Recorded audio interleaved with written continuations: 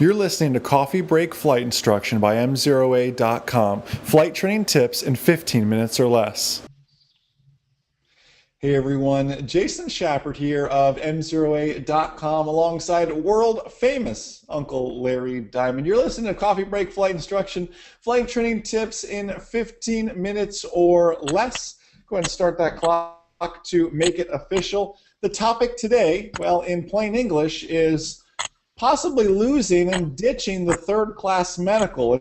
Its actual term is the Pilot Protection Act. No one better than published aviation and how would we word this? Aviation and aviation medical author Larry. What are we got to get some new titles for you and put some extra acronyms after that name there. But Larry, talk to us about this Pilot Protection Act.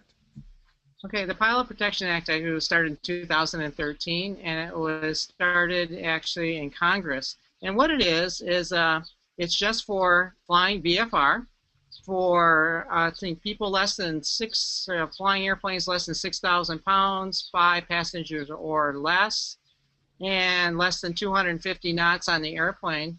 And what it's all based on is all the great information that we got from the light sport. So they've been using their license for, oh gosh, I think it's a long, long time, probably over close to 10 years now. And they've actually gathered the data and showed that by using just your driver's license, it was absolutely no difference in accident rates or nothing where they had people having heart attacks in the airplanes or having any kind of medical problems based on just looking at the light sport data. And actually, there's some of the AMEs that agree with it, and there's a lot of the AMEs that don't. I was just reading a report by the AMA, which is the American the Doctor Association. I'm not saying that bad. I'm just saying it's a lot of it is about money. We have a lot of AMEs that are out there that are not really pilots, and so that's why my AME is a pilot, and I love them to pieces, and I work with them really, really well. But really, it's going to take. It's saving the government a lot of money, and it's saving pilots a lot of money, because over the last 10 years, I think they've lost like 60,000 pilots, and they're losing like 6,000 pilots a year because they just can't afford to go get their medical every 2 years, and it's coming up a lot.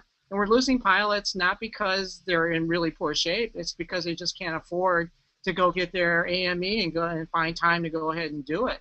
And there's absolutely no data whatsoever that's saying by having your third-class medical, that it actually saves any lives or decreases accidents in any way. And I'll find no one can refute those kind of like statistics. And so there's a lot of, so now the Senate actually got behind it in, I think it was January or February of 2014.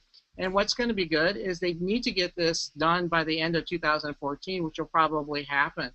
But what I want to tell people out there, this is not it's for the third-class medical, but just for VFR right now. And the reason why they didn't want to take on IFR was because they wanted to make sure that this gets looked at really, really carefully. We get everything in place and do it right instead of just kind of flying in. Because flying IFR is just a little bit different, and the criteria for health is a little bit different, but they just want to make sure that they got a good foundation, at least looking just at VFR pilots, just using their driver's license and not getting a third-class medical. So I think it's going to be a boon. AOPA has been behind it for years. We've been trying to get this done for a long, long, long time. And I think it really is going to happen this year, and I think it's going to help. But the one thing it's going to, for the pilots, actually they're going to now be empowered to make sure that they are healthy, make sure they are doing the right things, make sure they are current, because the driver's license is just a driver's license. And we as pilots should be taking care of ourselves, taking care of our airplanes, and taking care of everybody around us that we're taking flying.